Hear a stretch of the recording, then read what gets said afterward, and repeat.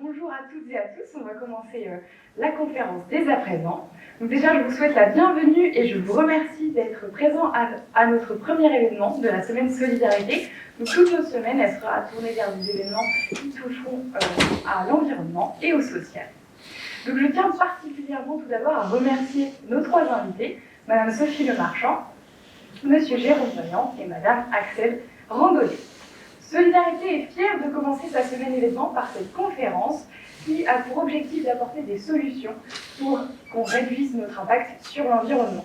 Dans un contexte de destruction de l'environnement, de la biodiversité, des habitats naturels et de catastrophes climatiques plus généralement, nous avons pour objectif d'apporter des réponses pour changer nos pratiques et nos cultures. Donc ce soir, nous avons choisi de nous focaliser sur trois thématiques. Premièrement, l'agriculture urbaine, le plastique et la gestion et la valorisation des biodéchets. Et donc chacun, tour à tour, vous allez nous faire une petite présentation de ces thématiques. Je vous remercie. Je vais vous laisser la parole pour que vous vous présentiez. Et si vous avez des questions, un temps sera réservé à cela. Merci beaucoup. Bonne conférence.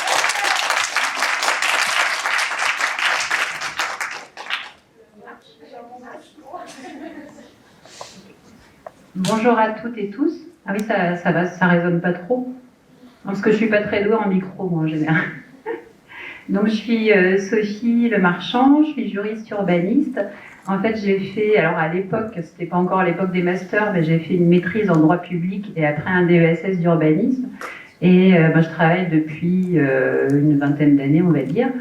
J'ai beaucoup travaillé en collectivité locale en tant qu'urbaniste et après en bureau d'études, où là, j'accompagnais des collectivités locales sur des projets d'urbanisme, mais principalement dans des quartiers en renouvellement urbain, donc des quartiers prioritaires de la ville.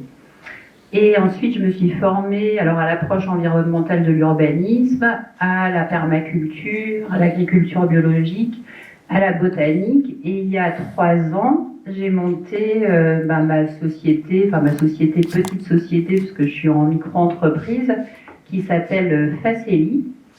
Et depuis, je me suis spécialisée en accompagnement de projets d'agriculture urbaine, donc toujours beaucoup auprès des collectivités locales, des villes, des agglomérations, et toujours aussi beaucoup dans les quartiers prioritaires de la ville. Donc je vais vous présenter ça après sur l'agriculture urbaine. Bonjour à toutes et tous, moi c'est Axel Randonnet. Je suis ingénieure agronome, j'ai fini mes études il y a 2 ans. J'ai fait mes études à Angers, à au Campus Ouest, et en dernière année, je me suis spécialisée en agriculture urbaine. Et je travaille chez Upcycle, donc qui est une entreprise qui vend des composteurs électromécaniques et qui a une activité de conseil en agriculture urbaine. Donc je travaille beaucoup avec Sophie sur les projets qu'elle vous a décrits.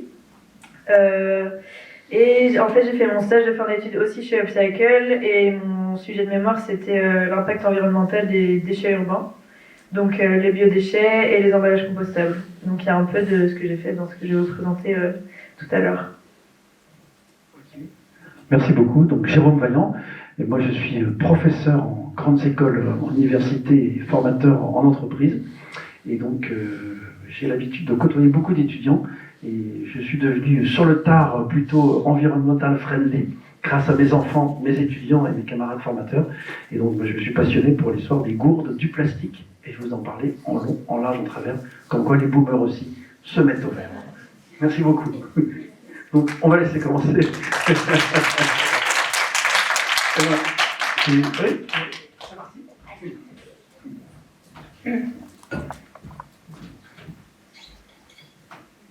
Alors, voilà, là on va avoir justement différents témoignages, vos questions aussi, parce qu'on va garder un temps de questions peut-être entre plusieurs présentations, et à la fin, il y a des cadeaux qui vous attendent, donc restez jusqu'au bout.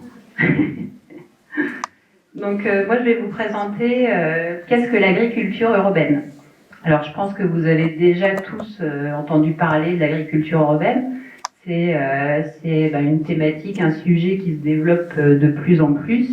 il y a de plus en plus de demandes de la part des collectivités, mais c'est pas quelque chose de nouveau. Donc là, je vous ai mis par exemple des images du 19e siècle.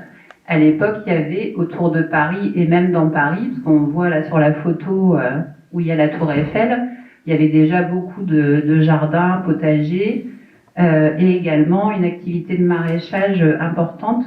Et d'ailleurs, il y a un livre qui est sorti en 1845, qui avait été écrit par 2 maraîchers de Paris, et qui s'appelle La culture maraîchère de Paris, et qui est revenu au goût du jour. Maintenant, c'est quelque chose dont les maraîchers sont influencés aussi, les maraîchers actuels. Donc en fait, on est un peu maintenant, c'est pas de nouveau l'agriculture urbaine, c'est quelque chose qu'on remet au goût du jour, parce qu'il y a une nécessité de rapprocher aussi la nourriture des habitants, et également on l'alimente avec des innovations techniques, des innovations sociales. Donc l'agriculture, il n'y a pas une seule agriculture, mais plutôt des agricultures. Et c'est ça que je vais vous présenter. L'agriculture, elle est polymorphe. Il y a plein d'acteurs différents, il y a des supports de production différents, il y a des lieux différents, et également elle est multifonctionnelle. C'est-à-dire qu'elle apporte différentes fonctions à la ville, alimentaire, sociale, environnementale. Donc je vais faire un petit florilège de quelques projets d'agriculture urbaine. Si je prends trop de temps, il faut me faire un timing. Tu me lèves la main. Bon là, rapidement, ça c'est un petit diagramme sur les typologies de l'agriculture urbaine. Donc ce que vous connaissez, c'est l'agriculture urbaine, périurbaine classique, mais on a aussi des jardins collectifs, des micro-fermes avec différentes activités, des projets plus low-tech, high-tech, et aussi l'agriculture urbaine, c'est aussi l'agriculture individuelle, ce que vous faites sur vos balcons ou à vos fenêtres. Donc les jardins, là c'est les jardins familiaux, les jardins partagés, les jardins collectifs. Donc les jardins familiaux, ça existe depuis pas mal de temps aussi. On les appelait les jardins ouvriers également. Donc chaque famille a une parcelle qu'elle gère individuellement, et c'est plutôt pour son autonomie alimentaire. Après, il y a les jardins partagés, les jardins collectifs. Donc ça, il y a une vocation alimentaire, il y a une vocation aussi sociale, pédagogique, environnementale sur ces différents espaces. Et là, je vous ai mis quelques photos, donc en haut, plutôt jardins familiaux. Et ce qui est important aussi, c'est que ça peut être sur des supports différents. On peut être sur de la pleine terre, on peut être sur des bacs, des bottes de paille, des bacs aussi, avec une dimension aussi intergénérationnelle qui est intéressante dans pas mal de projets. Ensuite, on a les jardins de rue, les jardins au pied d'immeubles. Donc ça permet aussi de se réapproprier pour les habitants l'espace public, d'occuper des friches sur la... Je sais pas si on voit avec ça. Non, on voit pas du tout. Là, à gauche, en fait, c'est sur la petite ceinture à Paris. Donc c'est un espace qui a été complètement réinvesti pour en faire... c'est une association qui s'appelle le Jardin du Ruisseau, je crois, qui a monté ce projet-là. Après, on a les bacs qui sont installés par les habitants dans les rues. Et il y a aussi, vous les connaissez peut-être, c'est les incroyables comestibles. Ça, c'est une initiative qui est née aux États-Unis, à Morden, je crois, la ville. Et voilà, le but, c'est de cultiver, mais de partager. On ne garde pas chacun son petit lopin. Ensuite, une autre dimension, c'est les micro-fermes urbaines. Donc les micro-fermes urbaines, là, on est vraiment dans de l'agriculture urbaine professionnelle. Donc il y a de la production, la vocation aussi, c'est de développer les circuits courts, l'emploi, l'insertion par le travail ou l'insertion sociale, et les activités pédagogiques et sociales. Donc souvent, en ville, les micro-fermes, elles ont une vocation, elles vont produire des aliments, elles vont être en circuit court pour les vendre, pour les commercialiser, mais également pour que leur modèle économique soit viable, elles développent aussi des activités connexes, donc des ateliers pédagogiques, des team building, enfin voilà, c'est assez diversifié. Donc là, un exemple, c'est Permagérennes, donc à Rennes, qui fait de la production là en pleine terre, en permaculture. Donc ils ont un lieu qui leur a été mis à disposition par la ville de Rennes, qui fait à peu près 5000 m². Voilà, avec un réseau de distribution en local. Ils vendent sur les marchés. Ils vont vendre à vélo sur les marchés, avec vélo avec une petite remorque.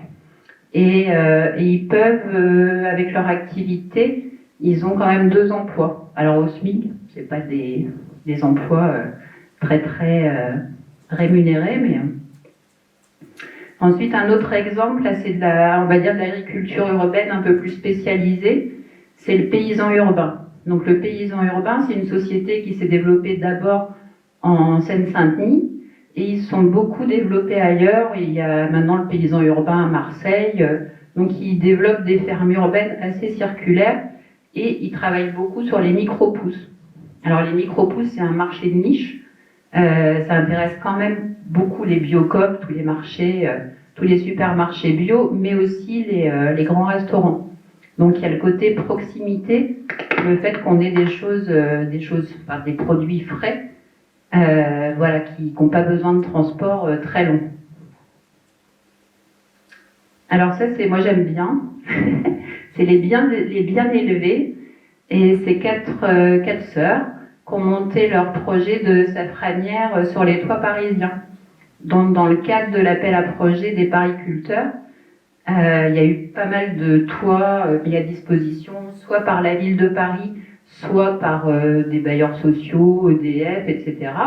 Et donc, elles ont répondu, et elles développent des safranières sur les toits. Alors le safran, en plus, c'est une épice qui est quand même chère, déjà. Après, ça demande aussi une récolte, faut caser des bénévoles. En gros, elles font des ateliers aussi de récolte, parce que c'est une récolte très fine, et on récupère pas tant de choses que ça au final. Et le safran, en plus, c'est quelque chose, c'était une culture au 19e qui était assez française. Et maintenant, depuis 20e, 21e, c'est importé d'Iran, d'autres pays. Donc voilà, elles ont ramené ça près de chez nous.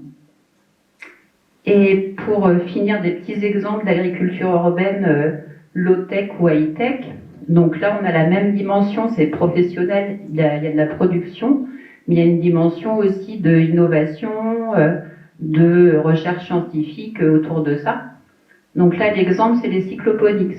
Alors, cycloponics, ils ont commencé leur activité à Strasbourg, où ils ont investi un ancien bunker pour faire de la production de champignons, d'endives, de micro-pousses.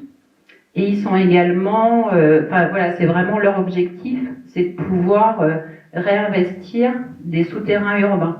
Donc il y avait le bunker, mais après ils sont développés Porte de la Chapelle dans un ancien parking, et ils se développent aussi, alors je ne sais plus dans quelle ville, mais j'ai vu ça peut-être à Marseille, où ils réinvestissent des caves d'immeubles. Et leur modèle éco marche bien, ça a des projets intéressants aussi. Donc voilà, ça c'est souterrain. Dans les projets un peu high-tech, il y a la production aussi en hydroponie. Alors là, on a donné l'exemple des sourciers qui sont installés dans le Gers, parce que c'est un peu on est un peu fan des sourciers chez nous. Et donc, alors l'hydroponie, c'est une culture un peu particulière. Il n'y a pas de terre, les racines sont plongées dans l'eau, et il y a un système d'eau qui circule avec des nutriments. Alors, je ne suis pas hyper spécialiste, mais si vous avez des questions, Axel, elle pourra peut-être répondre après. Et ce qui est intéressant, eux, ils alimentent aussi les restaurants. Donc, en gros, ils récoltent le matin, et hop, ça part direct dans les restos pour le service du midi. Et alors ça, c'est le gros dernier projet, c'est la ferme nature urbaine. Alors cette ferme-là, elle se situe sur Porte de Versailles. Vous voyez où il y a le centre des congrès sur les différents pavillons. Donc c'est une ferme la plus grande ferme en toiture d'Europe jusqu'ici. Donc il y a par exemple 14 000 m² de toiture maraîchère en hydroponie et aéroponie. Donc hydroponie, je vous l'ai présenté tout à l'heure. Aéroponie, c'est de la propulsion d'eau en fait directement sur les racines des plantes. Donc ça, c'est très productif sur peu de surface. Et également, ils louent des carrés de culture pour les habitants du quartier ou des entreprises. Voilà. Tout ça pour dire qu'on ne voit pas du tout le... Ah, bon, c'est pas grave. Alors, donc tout ça pour vous dire en fait que l'agriculture urbaine, elle a des fonctions très multiples. Il y a l'aspect environnemental, donc là le petit schéma, mais du coup il est zappé, mais c'est pas grave. En termes sur un quartier, sur une ville, l'agriculture urbaine, elle limite éventuellement les îlots de chaleur urbains. Ça c'est un truc important. Plus on a d'arbres, plus on a de végétation, plus ça limite aussi les îlots de chaleur. Et on sait que maintenant, ça va être une question importante en ville. Elle n'imperméabilise pas les sols. Au contraire, elle enrichit les sols aussi. Enfin voilà, il y a des fonctions environnementales importantes.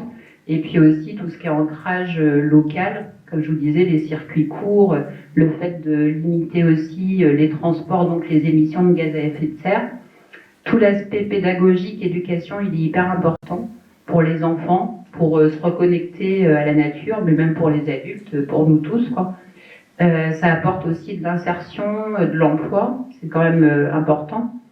Et voilà, on est dans une démarche aussi d'économie circulaire. Et ça, alors peut-être plus pour vous qui êtes étudiants, je pense que c'est intéressant, c'est que nous, on a vraiment... moi, quand je me suis lancée là-dedans, c'était par intérêt, j'étais urbaniste, et j'avais envie de voir autre chose, l'agriculture urbaine. Et tout d'un coup, je me suis rendu compte que il y avait une demande vraiment importante, quoi. Donc il y a vraiment une demande forte des collectivités, des aménageurs dans leurs projets pour développer des projets d'agriculture urbaine, alors que ce soit des jardins, que ce soit du professionnel.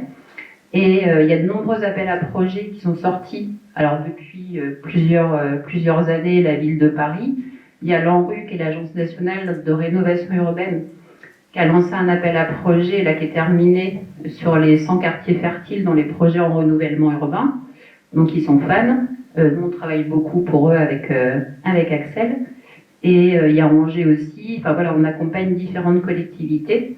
Il y a une reconnaissance de plus en plus du ministère de l'Agriculture et de l'Alimentation. Au départ, l'agriculture urbaine, il y avait l'agriculture traditionnelle et l'agriculture urbaine de l'autre côté. Maintenant, il y a des liens qui se créent de plus en plus. Voilà, donc il y a des projets qui fleurissent un peu partout. Tout ça, ça a besoin d'être structuré. Donc, il y a un réseau qui s'est créé en 2016, c'est la FOP, qui est l'Association française d'agriculture urbaine professionnelle. Donc, tous les professionnels d'agriculture urbaine, soit ceux qui exploitent, soit ceux qui aident, qui accompagnent comme nous, on est adhérents de cette association-là. Et il y a vraiment une vocation à fédérer tous les professionnels d'agriculture urbaine et à créer des liens avec les acteurs de la ville, mais aussi avec les acteurs du monde rural. Et tous ces projets-là, ça demande un besoin d'accompagnement parce qu'il y a plein de thématiques. Enfin, il faut vraiment être multitâche et on ne peut pas être multitâche tout seul. Donc en général, on se regroupe pour répondre aux besoins des collectivités parce que dans les projets d'agriculture urbaine, il y a besoin de connaissances techniques, agronomiques, scientifiques. Il y a besoin d'aménagement et d'urbanisme qu'on s'implante dans un lieu, soit qui existe, soit qui est en reconstruction, comme les projets de renouvellement urbain. Il y a du juridique qui est un peu spécifique parce que l'agriculture urbaine, elle n'est pas reconnue vraiment ni par le droit rural, ni par le droit de l'urbanisme. Et toute la compétence économique, sociale. Et également, plein de formations spécialisées. Donc Axel a parlé d'AgroCampus Ouest. Il y a AgroParisTech également. Il y a une licence pro à Nantes, il y a l'école du Breuil, il y a le MOOC qui est pas mal à voir, ça vous intéresse, qui est accessible des cols verts, qui est intéressant aussi. Donc voilà, il y a plein de... Enfin bon, c'est un sujet passionnant, mais... Et pour finir, c'est un peu ça, on vous invite tous à semer, à planter pour cultiver la ville, pour se cultiver, parce qu'on peut le faire aussi sur son balcon, sur son petit bord de fenêtre. On peut aller jeter des graines aussi, il y en a qui font ça, des bombes de graines, on peut les jeter dans l'espace public, ou voilà, on peut faire ce qu'on veut, mais des bombes de graines, pas autre chose. Voilà, donc on a des petites graines après à vous offrir pour la fin. Et tout ça pour dire aussi qu'en compostant vos biodéchets, pour les valoriser, et vous fera encore plus de meilleures récoltes et ce sera la transition avec Axel sur la valorisation des biodéchets.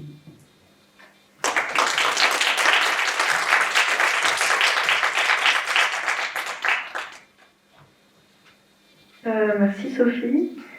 Du coup, j'enchaîne sur les biodéchets. Ça fait lien avec l'agriculture urbaine parce que si vous plantez vos graines, forcément vous allez récolter quelque chose et sûrement en faire des déchets quand vous allez cuisiner. Et en fait, les biodéchets représentent un tiers de nos poubelles en volume. Les poubelles qui partent souvent en enfouissement ou en incinération. Sauf que si on incinère ces biodéchets, qui sont composés à 80% d'eau, on perd beaucoup d'énergie dans l'incinérateur puisqu'on essaye de brûler de l'eau. Voilà, alors en fait, face à ça, la loi maintenant impose aux producteurs de biodéchets de les valoriser et les trier à la source. C'est une loi qui a été mise en place progressivement. En fait, depuis 2010, on a ce sujet-là dans la législation. Et en fait, donc là, on est en 2022. Les producteurs de 10 tonnes de biodéchets par an doivent déjà répondre à des obligations. Là, on va adresser les producteurs de 5 tonnes de biodéchets par an. Et en 2025, ce sera n'importe qui. Donc ça concerne pas les particuliers. En fait, les particuliers, ils sont pris en charge par les collectivités dans lesquelles ils habitent. Mais voilà, il y a une obligation qui est mise en place. Ça ne veut pas dire qu'elle est respectée partout, mais on essaye de faire changer les choses. En fait, on fait ça notamment à cause de l'impact environnemental que vont avoir les biodéchets quand ils sont traités. Donc en fait, vos biodéchets, vous allez les jeter. Là, ils vont être transportés potentiellement vers un centre de traitement. Donc un centre de traitement qui peut être du compostage, de l'enfouissement, de l'incinération, de la méthanisation. Maintenant, l'enfouissement est interdit parce qu'on a obligation de les valoriser, mais il y en a toujours d'enfouis, bien sûr, quand ils sont pas triés. Et tout ça, évidemment, a des impacts sur l'environnement. Donc, en fait, il y a des facteurs d'émission de gaz à effet de serre qui vont être émis pendant le transport, pendant le traitement, et potentiellement par ce qu'on obtient après le traitement. Par exemple, quand on va enfouir les biodéchets, ils vont continuer à émettre du méthane pendant un certain temps, parce qu'on les enfouit, ils vont se dégrader sans oxygène, et on va produire des gaz à effet de serre sur le long terme. Par contre, il y a certains produits qui vont avoir des effets bénéfiques sur l'environnement, donc ils vont éviter des émissions de gaz à effet de serre. Par exemple, le compost, si on produit du compost et qu'il est utilisé comme engrais ou amendement, on va l'utiliser à la place d'un engrais chimique, d'un engrais qu'on a fabriqué, qu'on a extrait d'une source non renouvelable. Donc on peut compenser en fait les émissions qu'on a émises, enfin ce qu'on a émis, on peut le compenser avec l'utilisation qu'on va faire de notre produit valorisé. Et après le produit peut aussi avoir des effets sur les écosystèmes. Bon, ce sera pas le sujet aujourd'hui parce qu'on n'a pas le temps, mais voilà, en fait, l'impact de jeter ces biodéchets dans la poubelle est assez énorme en fonction de où est-ce qu'on le jette. Alors ce que je disais là, c'est qu'en fait déjà les biodéchets, on peut en faire des fertilisants organiques selon le traitement. Et bien évidemment, le bilan environnemental est en faveur des fertilisants organiques parce que les fertilisants, on va dire de synthèse, posent des problèmes dans leur fabrication, dans leur utilisation, des problèmes environnementaux, des problèmes sociétaux. On se souvient de AZF à Toulouse, c'était une usine de fabrication d'engrais. Le port de Beyrouth aussi, c'était pour fabriquer de l'azote. Enfin, les produits qui servent à fabriquer les engrais sont ultra dangereux et ça fait des accidents comme ça. Et bien sûr, on connaît aussi les algues vertes. En fait, l'eau s'écoule dans les champs dans lesquels on a épandu de l'azote en trop grosse quantité. Ça va dans l'océan et voilà, ça déséquilibre les écosystèmes. Et on a aussi, donc voilà, on préconise de faire de nos biodéchets un fertilisant. On peut faire un fertilisant de plusieurs manières, mais en fait, l'empreinte carbone est en faveur du compostage. Donc voilà, je vous ai parlé tout à l'heure de la méthanisation, de l'incinération, du compostage. Il y a plusieurs manières de composter, de l'enfouissement. Et on voit en fait que le compostage, le compostage sur site, pour lequel il n'y a pas de transport vers un centre de traitement, c'est celui qui a un bilan total d'émissions de gaz à effet de serre le plus bas, à condition qu'il soit bien fait. Je vais assez vite là-dessus, mais si vous avez des questions, vous pourrez me les poser après. Mais le sujet est assez vaste, en 10 minutes c'est compliqué. Je ne sais pas quelles sont vos connaissances sur le compostage. Là, je parle du compostage en général, que ce soit dans votre jardin, dans un centre de traitement, dans des machines un peu plus high-tech, etc. Mais en fait, le compostage, ça va être la dégradation des biodéchets, donc vos déchets alimentaires, les déchets verts, en compost par des bactéries et des champignons lors d'une dégradation aérobie, donc en présence d'oxygène. Quand la dégradation est faite sans oxygène, c'est de la fermentation et c'est ce qui produit du méthane. Soit dans la méthanisation, soit quand on enfouit en sous-sol. Ensuite, le compost qu'on va obtenir, il ressemble à de la terre, mais il est très riche en matière organique et il va nous servir à fertiliser les sols. Donc on a plusieurs types de compostage, donc là j'ai mis quelques exemples, mais par exemple le compostage en bac bois, en haut là-bas, donc c'est le compostage classique, il y a peut-être dans vos jardins, les jardins de vos parents. On a le compostage industriel, donc, dont je parlais tout à l'heure, c'est le compostage en plateforme, en andin, pour des gros volumes, qui sont en général en zone rurale, parce que ça prend la place, et il y a pas mal de nuisances. On va avoir le lombricompostage qui est du compostage mais fait par des vers de terre. Donc soit dans des petits bacs chez vous, vous avez peut-être déjà vu ça, soit professionnellement, donc pareil pour des gros volumes. Et après on a des solutions un peu plus high-tech, donc comme ici le compostage électromécanique, qui est un compostage fait dans une cuve qui va tourner grâce à un moteur, donc qui va accélérer l'oxygénation de la matière et donc la dégradation, et on peut composter plus de matière plus vite. Donc ça c'est un peu comme pour l'agriculture urbaine, maintenant on développe des nouvelles technologies face aux contraintes en ville. Ici c'est pareil, on a beaucoup de biodéchets en ville, on n'a pas beaucoup de plateformes en ville puisqu'on n'a pas de place. Donc on développe des solutions un peu plus high-tech qui prennent moins de surface. Donc en fait, le compost, je vous disais tout à l'heure, je me répète un peu, mais là c'est une source de matière organique pour les sols. En fait, matière organique qui va servir à plusieurs choses, on va le voir. Tout d'abord, elle a une valeur, on va dire, nourricière pour le sol. Elle va apporter des nutriments. Donc nitrogène, phosphore, potassium, c'est les principaux. C'est les nutriments les plus importants pour la plante qui a besoin de différentes choses, notamment d'un sol, d'air, d'eau, etc. Mais sans nutriments, on ne peut pas obtenir des rendements suffisants pour nourrir quelqu'un. Donc en fait, quand on parle de compost ou d'engrais ou d'amendements fertilisants, etc., on peut parler de deux manières de nourrir le sol ou les plantes. On peut avoir soit une valeur fertilisante, soit une valeur amendante, qui sont toutes les deux liées à ces nutriments-là. Mais il y a une petite différence. En fait, la valeur fertilisante, qui concerne plutôt les engrais, donc les engrais, ça va être les engrais liquides que vous pouvez mettre dans vos plantes, les espèces de petites billes qu'on voit des fois dans les supermarchés, etc., pour nourrir vos plantes en pot. En fait, c'est donner directement ces nutriments à la plante qui va les assimiler, qui va les prendre directement avec ses racines, qui va les assimiler. Donc, en fait, le sol est juste un support de transfert de ces éléments-là. Donc, on nourrit beaucoup à court terme, comme si vous mangez du sucre, en fait. Vous allez avoir un regain d'énergie pendant 20 minutes, mais après, il faut en remanger, sinon il n'y en a plus. Et à l'inverse, la valeur amendante, ça s'apparente plutôt à du pain, des pâtes, etc. En fait, on va apporter les nutriments dans le sol, et ces nutriments-là sont dans une forme qui va être dégradée par des micro-organismes. Et en fait, ces nutriments vont être dans le sol, donc on améliore la fertilité du sol, et ensuite les plantes vont pouvoir les prélever.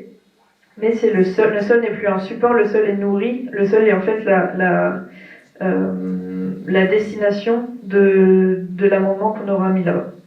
Et en fait, le compost, donc en fait, c'est un amendement parce que on va apporter des grosses quantités, peut-être une fois par an, pour régénérer les sols. Donc en fait, le compost est assez important en agriculture urbaine parce que souvent en zone urbaine, les sols sont appauvris ou alors des fois il n'y a pas de sol du tout. Et on a besoin de redynamiser le sol, de lui redonner une valeur fertilisante agronomique pour pouvoir cultiver ensuite dessus. Je vous ai juste rappelé donc comment se formait un sol. En fait, le sol est formé par la dégradation d'une roche-mère. Et ensuite, dans les couches supérieures, on va avoir la matière organique qui est issue de la dégradation des matières fraîches. Donc, ça peut être vos cultures, ça peut être voilà, des matières qu'on apporte, même du compost. La matière organique va ensuite s'intégrer dans le sol. Et les plantes qu'on va cultiver seront dans les couches supérieures et vont directement capter cette matière organique-là. Donc en fait, on peut jouer avec ce taux de matière organique en apportant du compost, en apportant des végétaux, en apportant une couche végétalisée. Et comme ça, recréer un sol, recréer cette couche en haut de mousse.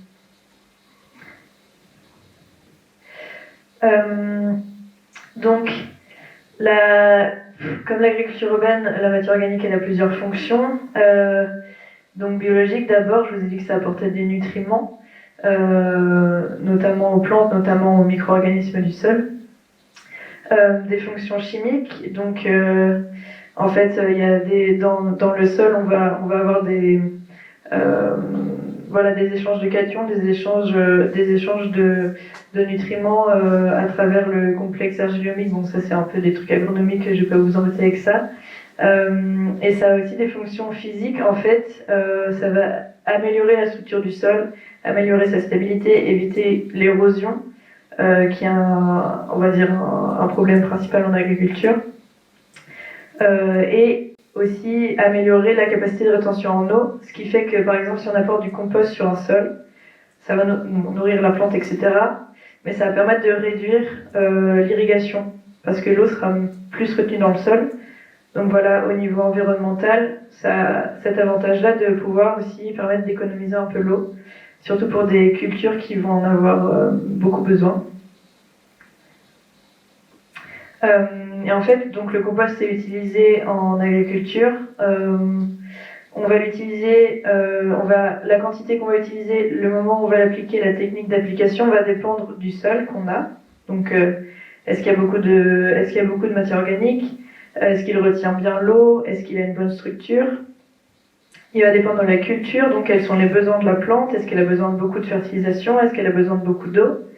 Et elle va dépendre du compost qu'on va apporter, parce qu'en fonction de ce qu'on va composter, quel biodéchet, est-ce qu'on met de la viande, est-ce qu'on met du poisson, est-ce qu'il y a des déchets verts, la valeur de fertilisant ou la valeur amendante du compost va changer. Donc avec ça, en fait, le travail d'un agronome, ça va être d'analyser ces trois composantes et de dire, voilà, de préconiser une application pour pouvoir apporter au sol assez de matière organique pour avoir des rendements assez élevés, pour pouvoir obtenir des cultures qui vont permettre de nourrir une population. Donc en fait, ces éléments sont très importants en agriculture urbaine parce qu'on a souvent des petites surfaces.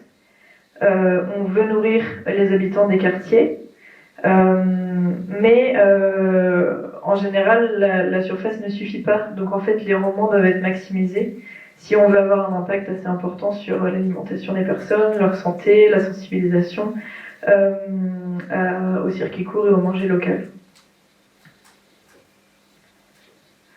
Donc là, en fait, je fais une boucle avec Sophie. Cet apport de matière organique sur les sols en ville, pareil, c'est pas nouveau. À l'époque, au 19e siècle, quand on cultivait dans Paris, autour de Paris, on apportait du fumier, donc qui a une valeur fertilisante très forte, plus que le compost même. Et en fait, voilà, les déchets de culture et les déchets en fait agricoles retournaient au sol, et il y avait en fait ce cycle de la matière organique tout ce qui sortait en fertilisation du sol, donc tous les nutriments qui sortaient dans les plantes, retournaient au sol parce qu'on les donnait à manger aux animaux, etc. Donc en fait, on avait un cycle où les nutriments ne sortaient pas du site. On avait vraiment une boucle circulaire locale. Aujourd'hui, on sait très bien que tout sort puisqu'on exporte les cultures, on importe des fertilisants. Et l'idée avec l'agriculture, c'est voilà, de recréer cette boucle pour que ce qu'on produit en ville, on le composte. Ce compost, on l'utilise sur nos cultures en agriculture urbaine. Et on recrée cette boucle de la matière organique pour éviter voilà, la dénaturation des sols et d'avoir des sols stériles qu'on ne puisse plus rien produire après dans quelques années. Voilà.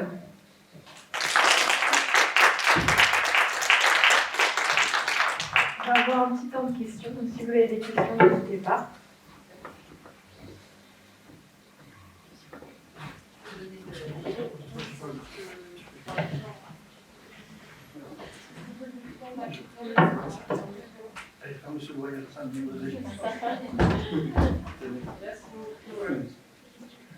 Oui, vous avez parlé donc des composts et vous avez parlé à un moment donné, vous avez dit en fonction si vous mettez de la viande, du poisson ou d'autres choses. Et alors moi donc j'ai une maman qui fait du compost, elle m'a toujours dit la viande, le poisson, non surtout pas. Donc est-ce qu'on peut mettre ça dans un compost ou pas? Ça marche. Ok. Oui, alors en fait, je suis passée assez vite sur les types de compostage tout à l'heure.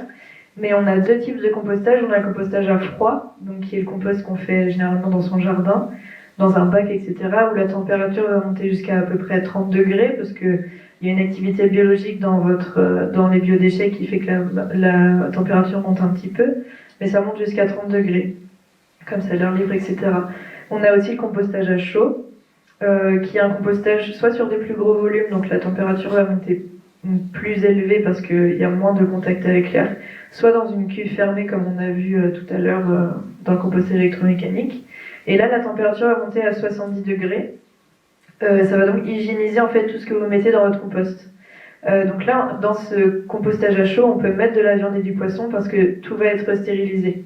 Parce qu'on monte à 70 degrés pendant un certain temps, donc évidemment il y a des règles très strictes là-dessus sur le temps et le couple temps-température auquel il faut monter pour qu'il y ait une hygiénisation et du coup qu'il y ait une absence de risque sanitaire. Mais c'est pour ça que dans le compostage de jardin, c'est interdit de mettre de la viande et du poisson, tout ce qui peut être, tout ce qui peut apporter des problèmes, des maladies. Mais dans les systèmes qui montent à très haute température, on peut mettre des produits un peu dangereux qui vont être anéantis grâce à la chaleur. D'accord, et du coup ça c'est fait au niveau, vous avez dit les grosses entreprises elles doivent recycler leurs déchets bio-organiques, donc ça c'est fait à quel niveau? Parce que si les particuliers ne peuvent pas le faire, c'est fait à quel niveau? Le compostage à chaud? Ouais. Oui, en fait, les particuliers peuvent le faire. Par exemple, s'il y a un ramassage des biodéchets dans leur quartier, il y a certains quartiers à Paris où on peut, j'ai l'exemple de Paris, mais on peut jeter les biodéchets dans une poubelle marron. Ils vont être collectés comme nos poubelles normales. Ils vont être amenés sur une plateforme de compostage que je vous ai montré tout à l'heure, assez énorme, où là le compostage est fait à chaud. Mais dans son jardin, soit si on fait son compostage soi-même dans son jardin, on ne peut pas. Tout ce qui va être collecte des biodéchets, donc le traitement sur une plateforme, c'est bon.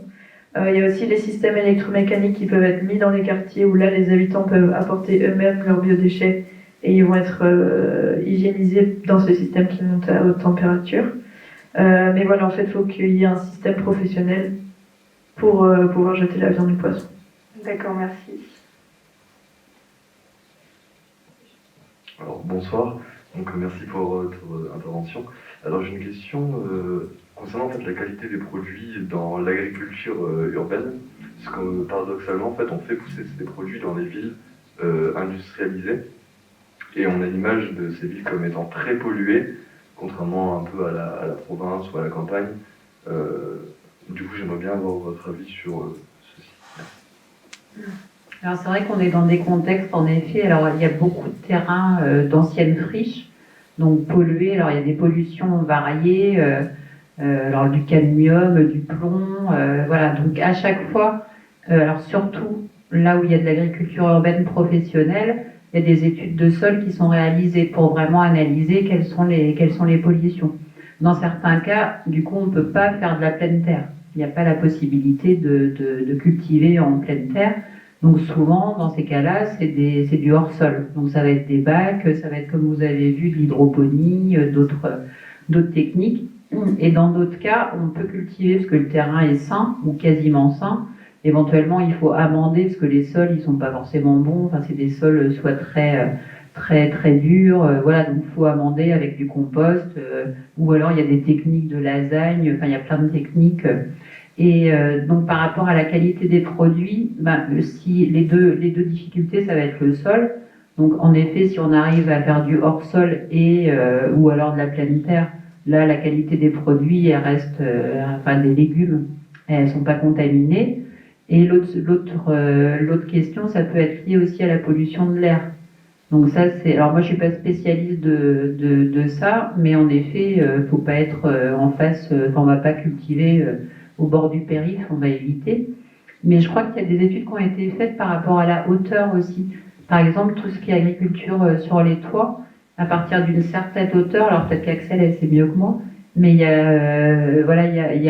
a pas les particules fines qui arrivent, c'est plutôt ça. D'ailleurs, on voit aussi un retour des abeilles en ville, par exemple, parce que il y a pas de produits phytosanitaires. Donc les abeilles, elles sont presque mieux, en exagérant un peu, elles sont presque mieux que près des champs de monoculture avec tous les nicotinoïdes c'est ça. Hein.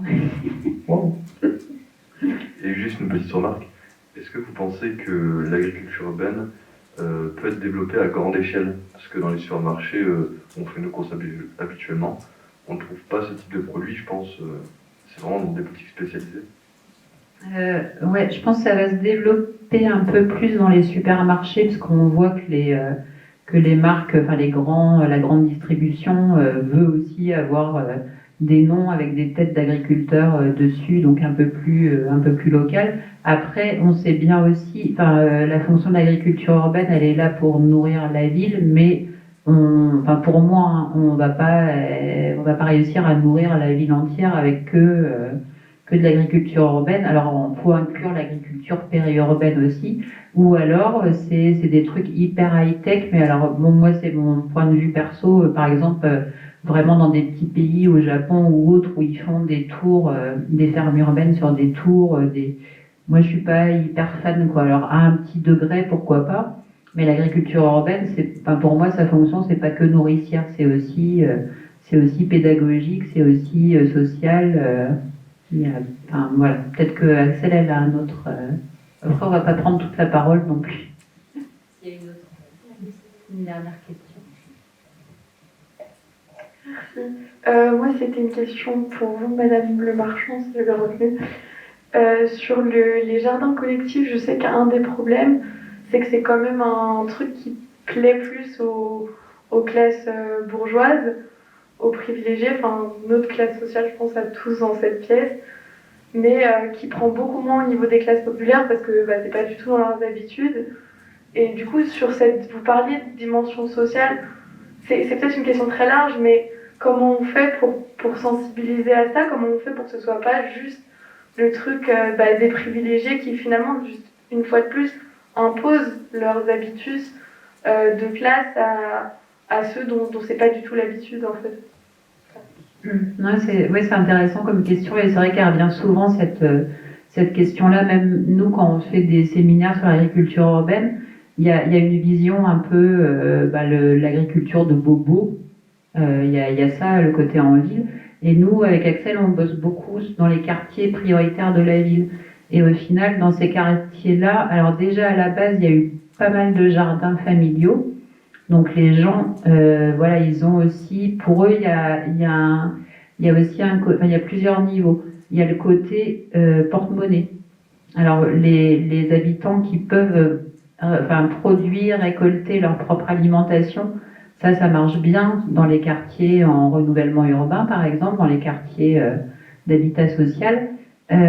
Ensuite, jardin collectif, souvent ça prend pas mal, mais on a toujours un peu les mêmes personnes. Donc il faut réussir à capter d'autres personnes qui sont plus isolées, enfin, voilà, qui n'ont pas forcément de travail, qui sont décalées de la société. Donc ça passe souvent par les acteurs du quartier, donc les centres sociaux, etc. Et aussi l'autre biais qui est intéressant, c'est l'école.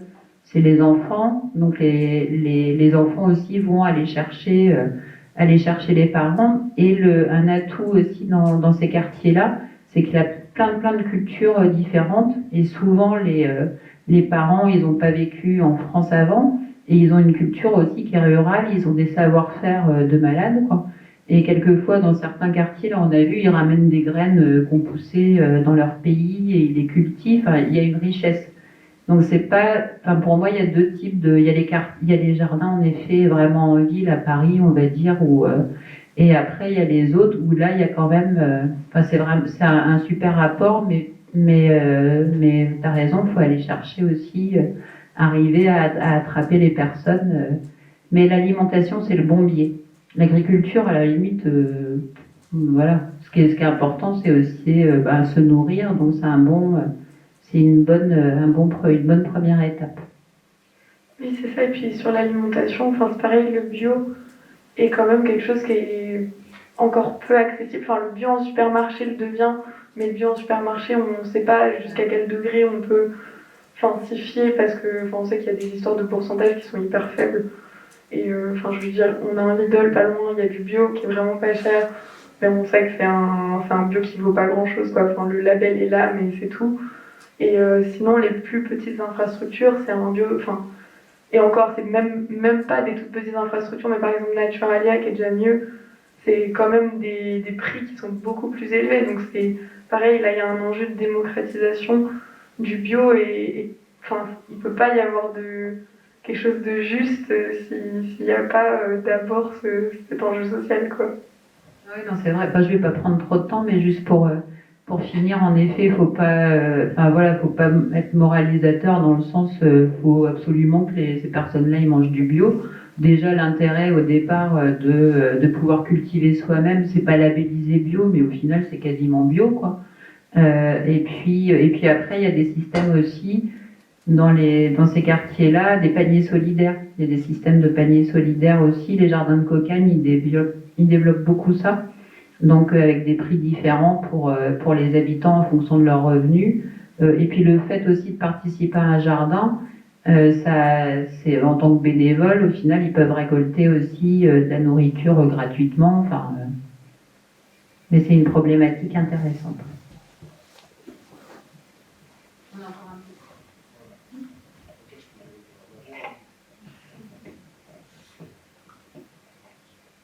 Merci. Du coup, merci pour votre présentation, c'était très intéressant.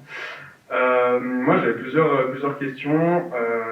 J'ai mis quelques doutes sur la permaculture urbaine, puisque la majorité des sols et même des eaux sont pollués dans les zones urbaines, voire périurbaines. Vous en avez parlé à cause des friches industrielles, etc. Donc c'est vrai que quand il y a une exploitation professionnelle, il y a des études de sol qui sont effectuées, mais c'est pas toujours le cas d'ailleurs. Donc c'est-à-dire que si des particuliers seraient amenés à faire de la permaculture ou une agriculture urbaine sur ces terres-là, peut-être qu'ils agiraient dans leur sens pour l'environnement, mais au final ce serait absolument pas le cas puisqu'ils s'auto-intoxiqueraient avec du plomb, du cadmium, comme vous l'avez dit, du mercure, etc.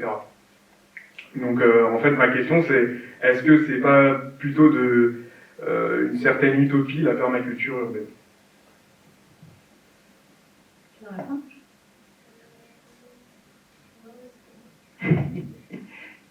En plus la permaculture c'est un terme, on met un peu tout dedans dans la permaculture. En fait la permaculture c'est pas une technique d'agriculture, c'est plus une méthode pour concevoir un lieu. C'est-à-dire que dans un lieu, ça pourrait même être un bâtiment. En fait, on réfléchit de façon à comment c'est un peu l'exemple de la forêt, quoi. Comment la forêt, les feuilles elles tombent et après ça recycle. En permaculture, c'est un peu ça. Le principe, c'est de se dire, on est dans un lieu donné, on prend en compte la biodiversité, les sols, et on conçoit nos espaces de façon cohérente par rapport à ce qu'on veut y faire, et en respectant la nature et l'être humain. Donc la permaculture, c'est pas vraiment une technique. Après, ce que tu veux dire, je pense, c'est le côté, en effet, en ville,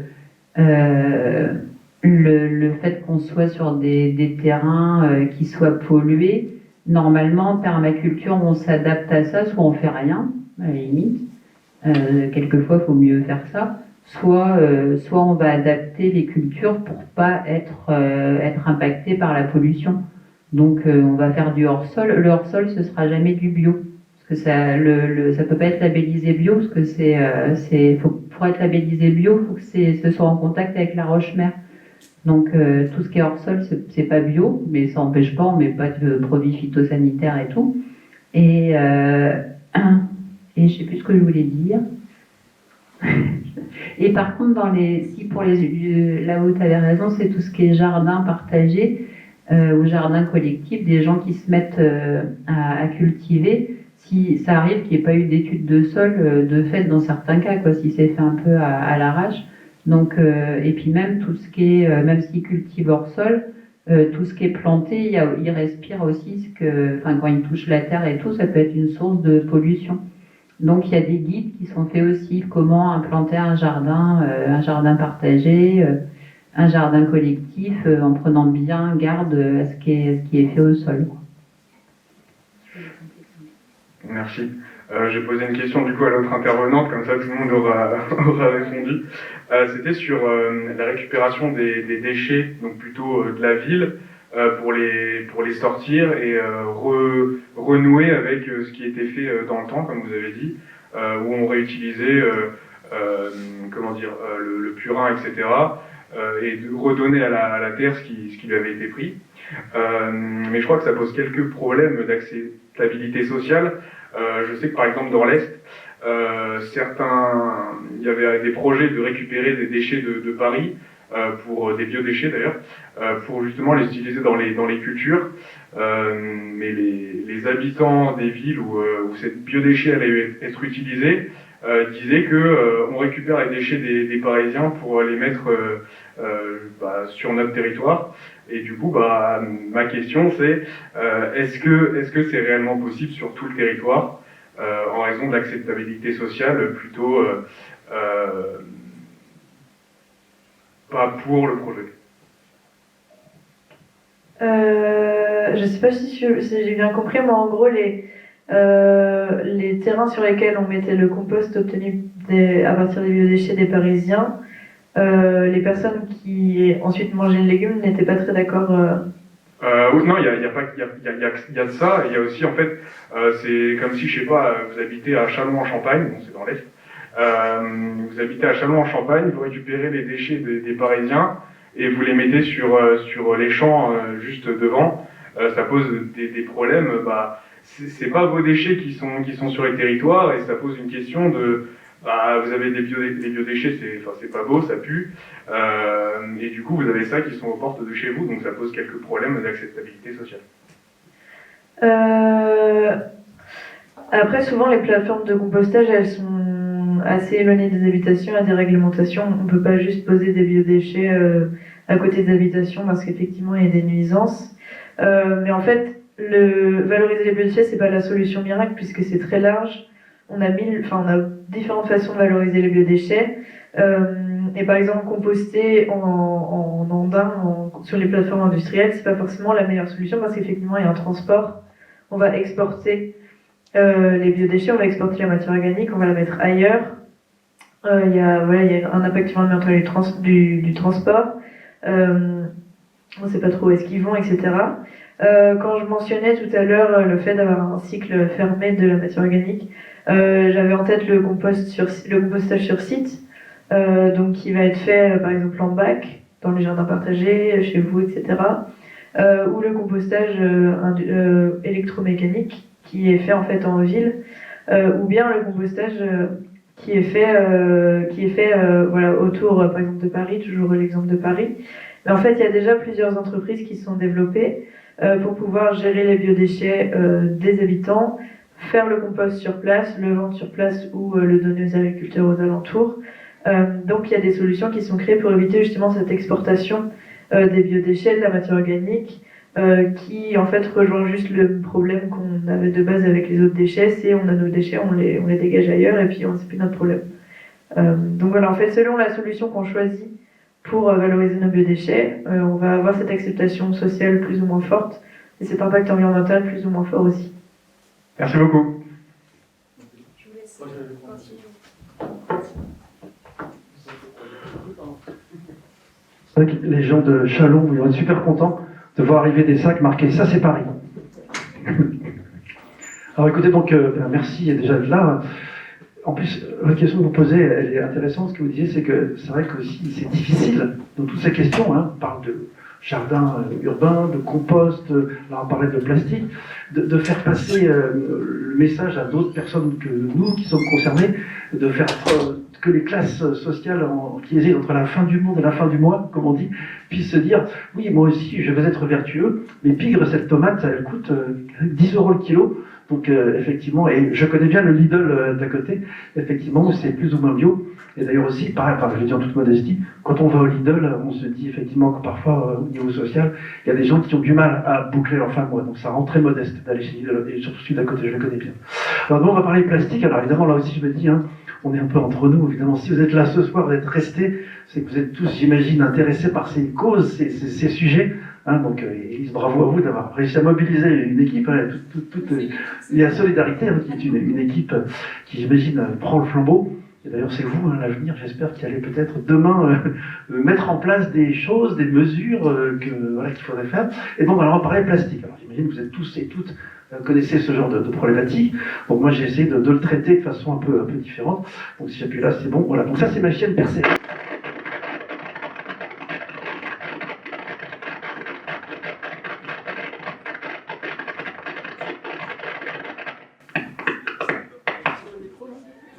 Qu'est-ce qui s'est passé? Oui, c'est bon. Il y a un craquement qui va dans le coin. C'est bon? Bon.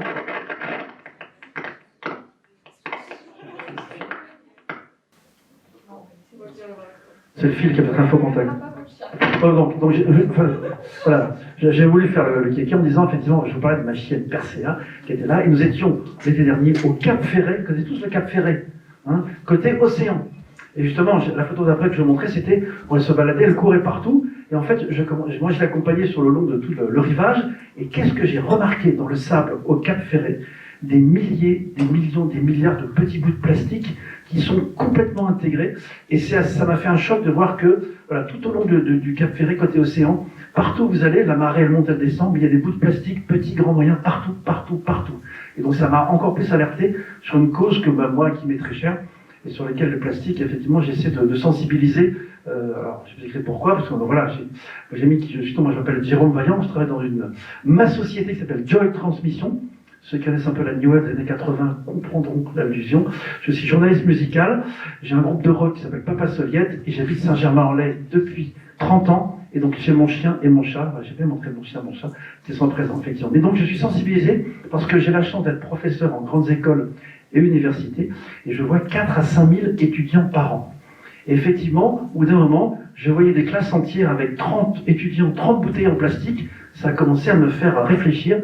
Et une de mes amies coach m'a dit un jour, Jérôme, il faut que tu passes à la gourde. Et donc j'ai une belle gourde depuis en inox, et j'essaie de parler aux étudiants de cette problématique. Évidemment, donc j'avoue, ma conscience verte est un peu tardive, mais en hausse nettement, et j'essaie de porter la bonne parole. Donc on va parler du plastique. Ce fameux problème que vous connaissez sûrement, on va commencer par parler du constat, vous allez voir, quelques tentatives qu'on a faites, des actions, et puis après on va discuter ensuite, parce que c'est intéressant justement de pouvoir échanger. Donc le constat rituel qu'on fait, que vous connaissez sûrement, que vous avez peut-être vu 100 fois dans différentes prises de parole sur ce sujet, c'est que le problème plastique, c'est un problème complexe. C'est complexe, c'est un problème mondial, et c'est très difficile à cerner totalement. Parce que je ne sais pas si vous avez intéressé au problème, moi j'ai fait des recherches, il y a des sources contradictoires, il y a des chiffres, c'est difficile d'arriver à cerner le problème. On sait que c'est grave, que c'est horrible, que ça me tombe dessus, mais c'est très difficile d'avoir des vrais chiffres. Donc il faut vraiment bosser là-dessus et essayer de comprendre. Alors effectivement, Après, le monde se divise en deux catégories, comme disait Clint Eastwood dans Le Bon, la Brute et le Truand. Il y a ceux qui s'intéressent évidemment à ce genre de problème et ceux qui n'en ont cure. Et c'est pour ça, je vous dis encore, je suis aux étudiants, j'ai des classes parfois où il y a sur 30 étudiants, 10, 20, 30 gourdes, je suis ravi, et des classes où il y a 20 bouteilles en plastique, 30 bouteilles en plastique, et donc j'essaie toujours de passer la bonne parole. Donc les deux catégories. Donc il y en a effectivement la catégorie, j'imagine que dont vous faites partie, nous faisons partie ici, on est concernés par ça, c'est des gens qui sont inspirés par des ONG, par des actions qu'on peut faire. Alors, vous connaissez peut-être Surfrider, qui est une ONG qui s'occupe de nettoyer des plages, des océans, ou No Plastic in My Sea, qui est aussi une association créée par une amie coach à moi, et qui fait des choses intéressantes, effectivement. Donc en fait, voilà, si on s'intéresse à ça, on a envie de faire bouger les choses. Alors évidemment, commençons par quelques chiffres. Ça, vous le savez sûrement, hein, le plastique, c'est un matériau qui est partout, dans tous les sens, et donc il y a des millions de tonnes qui sont produites par an, voilà, qui servent à tout et pour tout, et on ne peut quasiment rien faire sans ça. J'ai vu d'ailleurs l'autre jour quelqu'un qui expliquait qu'il avait essayé de faire une journée sans plastique, de ne pas toucher du plastique de la journée. Ben, c'est impossible, on ne peut pas, parce que forcément il y en a partout. Évidemment, ça c'est la phase industrielle, production, et après évidemment, comme on l'expliquait, tout ce qui est déchets, etc., on sait que c'est 8 millions de tonnes qui vont dans les océans, tout autour du monde entier, par an. Et c'est les chiffres, ça, qu'on retrouve souvent. Ce 8 millions de tonnes, on le trouve assez facilement. Donc je pense qu'il a l'air assez vérifié. J'ai vérifié, c'est des choses comme VVF, Surfrider, etc., qui avaient fait ça. Et évidemment, donc ça se déverse dans l'océan. Ça n'arrête pas et ça continue. Alors la faute à qui? Après, il faut dire, il y a un problème, de quoi s'agit-il? Donc là, effectivement, j'ai des informations contradictoires selon les sources. Il y en a qui disent que ça viendrait beaucoup des fleuves, des pays d'Asie, de pays émergents, une partie des pays industrialisés. Donc les chiffres sont très difficiles à cerner, mais néanmoins, c'est pas facile. On sait que ça provient et les chiffres continuent d'augmenter. Ça, c'est certain.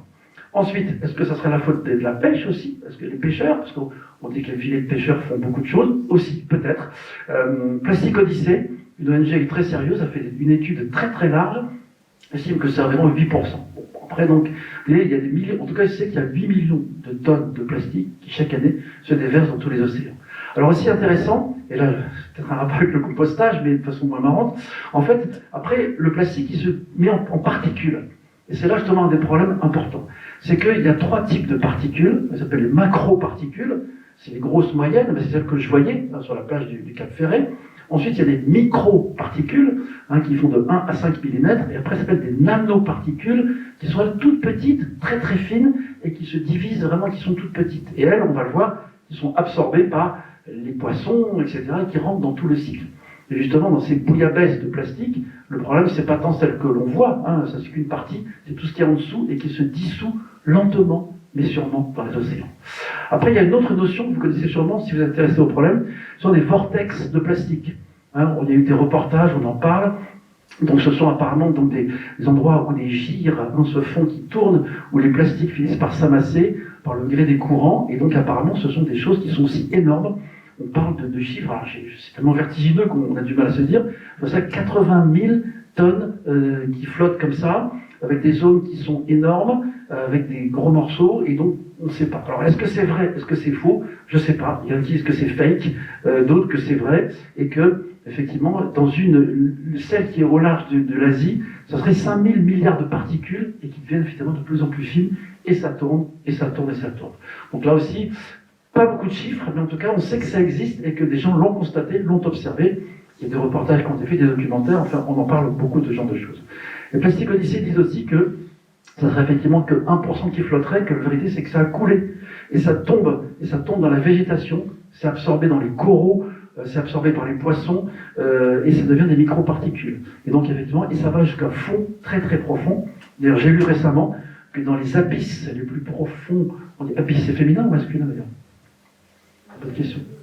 Les abysses les plus profondes, on a retrouvé des microparticules de plastique, et même dans l'air, dans certains endroits montagneux, il y a encore des particules qui ont flotté. Donc là aussi, c'est un vrai problème. Donc effectivement, ça, ce volume de microparticules. Après, évidemment, les animaux, évidemment, on sait aussi. Dès qu'il y a un animal pleine page, il se révolte. Je crois c'est les chasseurs qui se révoltent.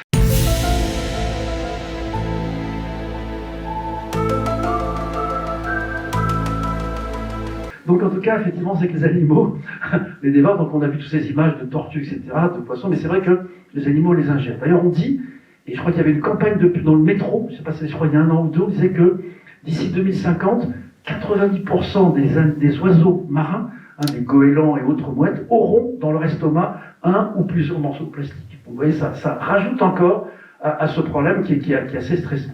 Évidemment, et puis après, on sait qu'il y a la pollution profonde, la pollution de l'air, ça rentre dans le cycle alimentaire humain, dans les écosystèmes qui sont mauvais, et encore de plus en plus au niveau des conséquences sur la santé. Alors, il y avait un dessin humoristique qui était passé, vous avez vu aussi, le monsieur qui dit, voulez-vous un sac plastique à votre poisson? Pas besoin, il est à l'intérieur du poisson. Bon, c'est pas très drôle, mais effectivement, malheureusement, on dit aussi que dans notre cycle d'alimentation, on finit par ingérer pas mal de plastique. D'ailleurs, autre chiffre que j'ai lu, et celui-là je l'ai retenu parce qu'il est facile et il marque bien, d'après le WWF, qu'on ne peut pas qualifier de gens pas sérieux pour faire des études, ils disent que si l'on boit dans des bouteilles en plastique toute la semaine et qu'on ne fait pas attention, qu'on mange de la trash food, etc., on peut ingérer jusqu'à 5 grammes hebdomadaires de plastique, ce qui est le poids d'une carte de crédit.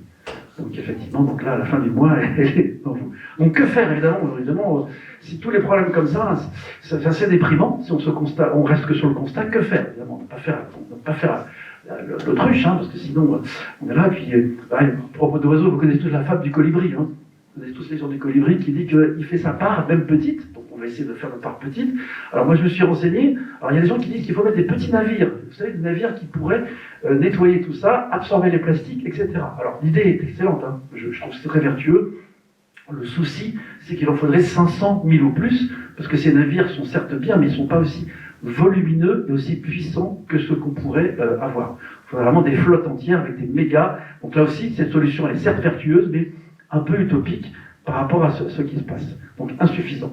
Ensuite, on va quand même se focaliser sur le problème justement qu'on veut évoquer, qui sont ces fameuses bouteilles en plastique que l'on voit.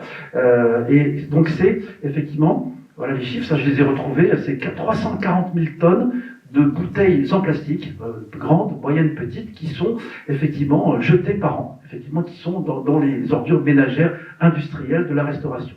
Et c'est la pollution numéro 1, évidemment, et la source de pollution numéro 1 sur les plages et partout ailleurs. Alors l'Hexagone, nous, en France, j'ai lu ça aussi avec attention, nous sommes, nous, les citoyens français, de grands consommateurs de bouteilles en plastique. Ça fait partie des habitudes commerciales, alimentaires, marketées, pour 1000 raisons. Pour la France, 5e pays au monde, donc ça fait 9 milliards de litres par an qui sont bu, donc les Français sont très accros à ce genre de consommation. Et on le voit, quand on va dans un supermarché, on voit les gens qui font leurs courses, et bien ils achètent des packs d'eau, beaucoup, et en très grand nombre. Évidemment, alors maintenant on rentre sur les études.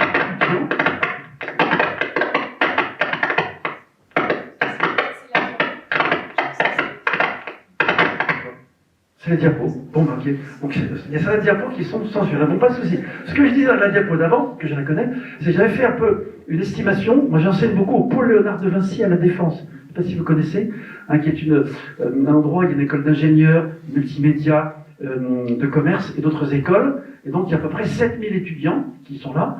Donc, j'avais calculé que ça faisait quelque chose comme 1,5 million à 1 million de bouteilles de plastique qui sont achetées par an dans les distributeurs.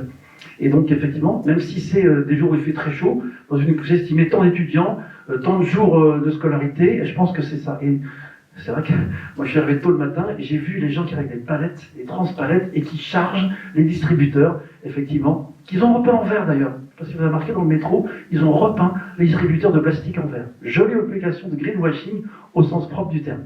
Et elle coûte 2 € d'ailleurs. Je profite pour dire que ça coûte 1,50 € à 2 €. Donc voilà, donc 20% aussi, donc je reviens à ça, donc en revanche, des bouteilles en plastique, on y va. Qu'est-ce qu'on en fait? Donc vous savez, ceux qui vont de ça, 20% seraient recyclés, d'après ce que j'ai lu dans différentes sources. Et malheureusement aussi, comme vous savez aussi, l'Union européenne et la France entre autres exportent certains déchets plastiques dans les bouteilles. Ils sont compactés, mis dans des containers, ça passe par Anvers, Rotterdam, les porte-containers font tout, ils passent par Gibraltar, Suez, c'est pas bouché, et puis ils le mettent dans certains pays qui malheureusement acceptent ces déchets et les éliminent souvent en les brûlant. Et donc ça fait une pollution supplémentaire sur les gens. Même si certains pays, je crois que la Chine, récemment la Malaisie, ont refusé ce genre de déchets. Mais il y a des pays qui l'acceptent, hein, malheureusement, et ça fait une pollution supplémentaire à l'autre bout de la Terre où des personnes voient leur santé dépérir. Donc raison de plus pour ne pas le faire. Alors après, évidemment, certains pays, on l'a vu, hein, j'ai trouvé ça assez intéressant, c'est que certains pays, évidemment, sont exportateurs de déchets plastiques et d'autres sont importateurs. Voilà, il y a ceux qui les font et qui les font exporter et ceux qui les rattrapent et qui en font ce qu'ils peuvent. Et ça commence à s'accumuler beaucoup. Donc là aussi, c'est quelque chose au niveau commerce mondial qui n'est pas très vertueux. Donc ça, je passe ce slide-là parce qu'il est là. Donc effectivement, alors en France, qu'est-ce qu'on peut faire? Moi, je ne sais pas trop dire. On parlait du retour de la consigne à un moment. Est-ce que ça pourrait être une bonne idée? Pourquoi pas?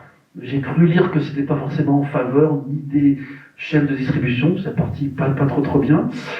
Mais malheureusement aussi, autre chose, une objection majeure que l'on a, c'est que en France, nous sommes un pays industriel, comme vous connaissez bien, il y a quand même 3500 entreprises et 122 000 salariés qui travaillent dans la plasturgie et qui fabriquent du plastique dans ces fameuses bouteilles. Donc la France est d'ailleurs connue pour son savoir-faire. Hein, de façon de faire des bouteilles, des emballages, et donc on a un savoir-faire. Donc c'est un chiffre d'affaires, j'ai vu ça, 32 milliards d'euros. L'industrie plastique française s'exporte sur tout le marché européen. Donc là aussi, évidemment, si on dit qu'il faut plus de plastique du tout, il y a peut-être des gens qui vont dire oui, mais nous on vend beaucoup de choses. Et la chaîne, elle va du producteur, du distributeur, et les gens qui vendent les machines dans les grandes écoles, hein, 1 ou 2 euros la bouteille, ben, moi ça vaut que j'arrêterai pas ce business. Après, évidemment, vous le savez aussi, hein, il y a des entreprises au niveau mondial qui produisent beaucoup de déchets plastiques. Bon, ça c'est pas très difficile à trouver. Hein. Donc ils font des boissons en bouteille, voilà, qui sont de Coca-Cola, Nestlé, Danone, Evian, etc. Tous ces gens-là qui fabriquent ça. Donc eux aussi, ils sont pour l'instant, j'ai l'impression, pas très favorables à diminuer cette production, cette vente du plastique. Et voilà, et si on achète ça pas trop cher, ben, est-ce qu'on va l'acheter? Après, donc étape par étape, qu'est-ce qu'on pourrait faire nous? Et là, je m'adresse à nouveau des étudiants qui sont souvent moins convaincus que vous. Hein, et donc, je me dis, voilà, qu'est-ce qu'on peut faire pour arrêter les bouteilles en plastique? Une des solutions, vous le savez, c'est passer à la gourde. Donc la gourde, j'essaie de convaincre, de dire aux gens, allons-y, passons à la gourde. Puis ils me répondent souvent, non merci. En fait, j'essaie de comprendre pourquoi. Alors, tel dit, ouais, il y a un bronze qui bite avec 80, vous connaissez sûrement. Donc j'ai fait des petits sondages auprès des étudiants et je leur dis, voilà, alors ça, je fais souvent ça à la fin de mon cours. D'ailleurs, je trouve ça rigolo. Vous savez, avec Mentimeter, on peut faire ça. Et je leur demande 3 questions. Je dis, est-ce que vous êtes concernés par l'environnement, la pollution? Oh ouais, super, on est concernés, la pollution, c'est grave. Est-ce que vous avez envie d'agir au quotidien? Oh bah oui, moi je veux bien faire quelque chose. Est-ce que vous êtes prêt à changer un comportement? Ah, pas de problème, je suis prêt. Pourquoi vous avez une bouteille en plastique? Pourquoi une bouteille en plastique? Je leur demande pourquoi. Alors là, ils me répondent, là j'ai fait le liage de mots, parce que monsieur, il y a l'hygiène. Voilà, parce que c'est encombrant. Eh ben, rien ne me retient, j'ai oublié, j'ai pas pensé, j'y pense pas, le goût de l'eau, c'est pas propre, j'ai la flemme, etc. Vous voyez, les objections, elles existent. Ça, c'est un truc intéressant, quand on veut essayer de résoudre un problème, on se dit quelles sont les objections qu'on rencontre. Alors, les objections que j'ai regroupées, parce que j'ai fait pas mal dans plein d'écoles ce sondage, le premier c'est je n'y pense pas. Bon, j'y pense pas, on a le droit de pas y penser. Deuxième, il y a un distributeur avec des Haribo, alors j'appuie sur Haribo et puis je prends une gourde et une bouteille en plastique à côté. Très bien. C'est trop cher une gourde, monsieur. Mais c'est cher une gourde. Hein. Donc ils disent c'est pas bon, l'eau du robinet elle est pas bonne. Ensuite, c'est pas sain l'eau du robinet, hein, monsieur, elle est empoisonnée. Et enfin, c'est pas beau une gourde. Voici les objections. Donc, répondons aux objections. Nous qui sommes des promoteurs de la gourde. Donc numéro 1, l'habitude. Et une habitude, il paraît que quand on commence à prendre de bonnes habitudes, il faut 1 à 3 mois pour prendre sa gourde le matin et aller tous les jours à l'école ou au travail avec une gourde. Donc l'objection de l'habitude, j'y pense pas, on peut y trouver. Le coût, là aussi, justement, des gens qui sont convaincus, vous savez qu'une gourde, ça coûte 15-25 euros, hein, enfin, pour les plus chers, on peut en trouver moins cher, ça dure 3 ans, 4 ans minimum, et je vous rappelle que dans un distributeur, une bouteille d'eau en plastique, ça coûte 1 à 2 euros. Vous faites le compte, hein, sur une année, combien vous dépensez en bouteille d'eau jetable. Ah, c'est vrai qu'on peut réfléchir. Vous savez aussi que le concept, c'est que l'eau minérale, hein, qu'on vous vend en bouteille, on vous vend une bouteille en plastique. Hein. L'eau, elle est 200 fois plus chère, finalement, que l'eau du robinet que vous pouvez avoir dans les services publics, des fontaines ou chez vous. Effectivement. Et puis pareil, si les gens disent que ça n'a pas bon goût, vous prenez votre gourde et vous mettez dedans une goutte de quelque chose, une goutte de citron, de l'anthésite. Quelqu'un connaît l'anthésite ici? C'est un vieux produit que je vous recommande. Ah, vous connaissez l'anthésite, hein? Exactement. Et ils ont renouvelé tout leur packaging, ça je fais pas de pub pour eux, mais ça c'est génial. C'est des goûts magnifiques, 2 gouttes et votre gourde est parfumée. Autre chose, c'est une innovation très sérieuse, l'eau des Passènes, etc. Alors là, l'eau, j'ai lu ça, c'est le produit, l'eau municipale le plus contrôlé au monde. Des villes comme Paris, je pense Saint-Germain-en-Laye, Courbevoie, etc. L'eau, elle est ultra contrôlée, et au niveau, je dirais, pureté, etc., à part évidemment un petit peu de calcaire, un petit coup de javel, comme on dit, eh bien, elle est même meilleure que la cristalline ou les autres que l'on trouve. Donc là aussi, on dit aux gens, allez voir l'eau de Paris, et je sais que chaque municipalité a à cœur de produire des résultats en disant, notre eau, elle est pure, elle est certifiée. Et l'eau potable, depuis plusieurs dizaines d'années, c'est un produit extrêmement sûr. Voilà. Donc, moralité, il faut passer à la gourde, évidemment, pas passer pour une gourde, mais passer à la gourde. Et donc, après, l'objection design, c'est ça. Et donc, voilà. Entre autres, et c'est pour ça que j'ai amené ces gourdes, donc tout et tout, pour partir avec un exemplaire. Il y a des fabricants qui font des très belles choses. Et donc là, c'est un fabricant qui s'appelle Les Artistes Paris, avec qui j'ai sympathisé, et qui, eux, commercialisent de très jolies gourdes, et vont nous passer plein d'exemplaires. Ah, c'est là qui va. J'avais pas vu. Merci, c'est l'artiste Paris que je remercie, dont je parlerai un petit peu après. Qui est un fabricant, et donc qui est ici présente, qui est donc que je connais parce qu'elle est alternante justement au Pôle Léonard de Vinci. Elle a travaillé pour ça. Et vous irez voir leur site, Les Artistes Paris. Et ils ont la gentillesse de nous donner des gourdes aussi, qui font partie d'une collection un peu ancienne, mais qui sont tout à fait dans le coup, et celles de maintenant sont encore plus jolies. En tout cas, le design, c'est pas ça. La gourde, c'est moche, c'est fini aussi. Et enfin, la dernière objection, par rapport à une gourde, j'ai pas envie d'y penser. Bon, ben là, je crois qu'il y a des gens, on ne peut plus rien faire pour eux. Si ils ne savent pas que le plastique, c'est pas fantastique, effectivement, c'est vraiment quelque chose qu'il faut le comprendre. Vous avez quelqu'un, écoutez, tu peux pas, en 2022, on ne peut pas ne pas être conscient de cette problématique. C'est-à-dire que c'est un peu se mettre la tête sous l'eau, mais on ne peut pas. Donc, effectivement.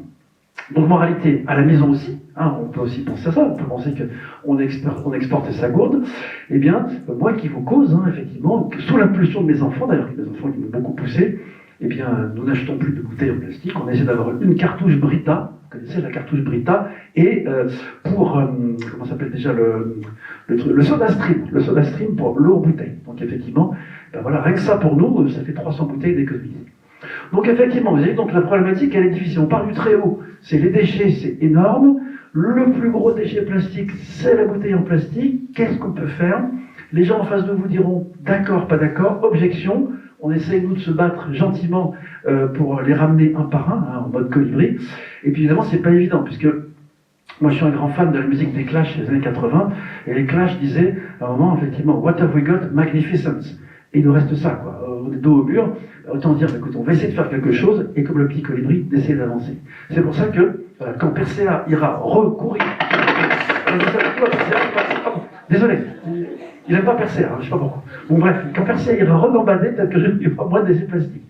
Après, post-scriptum aussi, il faut pas, ça c'est un autre combat. Vous savez quel est le deuxième déchet le plus répandu, à part les bouteilles en plastique? Là, c'est Marine Faithfull. Les mégots. Les mégots aussi, qui sont un deuxième déchet. Là, c'est un autre combat qu'on pourrait faire. J'ai rien contre personne, mais deuxième défaut, et là aussi, les gens comme Ocean Rider, etc., organisent des... Enfin bref, quoi qu'il en soit, ce qu'on sait, et là on est là tous réunis, on a la même idée, c'est que le meilleur déchet, lequel est-ce? C'est celui qui n'a pas été produit. Donc effectivement, d'où le fait que si on achète une gourde, on fait acheter des gourdes des étudiants, si on partage ça, c'est déjà quelque chose d'assez vertueux. Et si en plus la gourde est chouette, c'est très sympathique.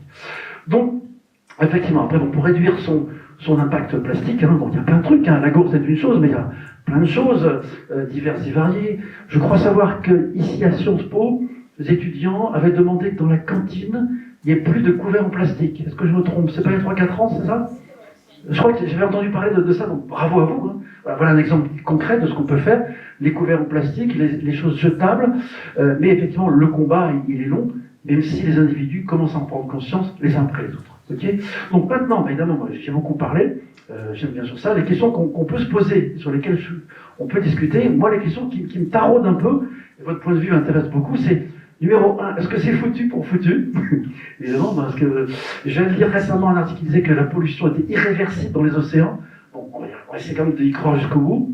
Est-ce qu'il faut une écologie punitive ou pas? C'est une vraie question que je pose, parce que, évidemment, on se dit, sincèrement, Quand on voit les gens qui sortent des magasins avec 15, 20, 24, 36 bouteilles, voilà, et pareil, la bouteille dans le distributeur, si elle coûtait 15 €, bah, les gens auraient tous des gourdes, quoi. Donc la question c'est, est-ce qu'il faut aller jusque-là? Parce que le consommateur, il consomme, hein, j'ai rien contre lui, mais le consommateur, il consomme ce qu'il a acheté. Troisième question, est-ce que vos générations à vous, c'est des générations qui ont envie de faire bouger les choses et qui vont peut-être le faire? Je pose la question, j'espère que oui, bien sûr. Est-ce qu'il faut, donc on parle d'écologie, mais est-ce qu'il faut des lois, peut-être, des lois encore plus contraignantes pour les déchets, le recyclage, interdire d'exporter dans des pays qui peuvent être victimes? Je ne sais pas, je pose la question. Est-ce qu'il faut des lois, des taxes, hein? Là aussi, on sait que la loi, la taxe, c'est ce qui fait souvent marcher les choses, hein.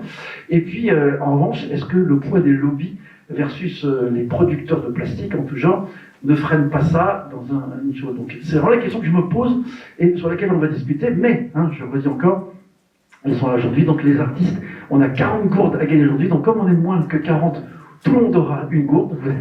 On partage avec une jolie gourde de qualité, hein, qui est chouette. Donc les artistes parisiens, il y a beaucoup de côté ici. Et puis, on aura aussi des graines magnifiques à semer, hein, etc. Puisqu'on peut lancer des bombes de graines. Voilà. Vladimir, si tu nous entends, lance des bombes de graines, ça sera plus sympathique. Hein, évidemment. Donc, okay. Donc maintenant, écoutez, on est prêt à répondre à vos questions sur les gourdes. Voilà, par rapport à ces questions, parce qu'évidemment, avec des étudiants comme vous, on ne va pas dire lol, il faut faire des actions. Je me pose des questions voilà, un peu plus générales. Et voilà, je veux avoir votre point de vue là-dessus, et puis on peut discuter. Parce que moi, je me demande parfois, est-ce qu'il ne faudrait pas être un poil plus violent, ou pas, ou méchant, ou plus dur? Je n'ai pas la réponse. Je pose la question et je vous laisse vous exprimer. Je passe le micro et dites-nous ce que vous en pensez. Merci à vous en tout cas.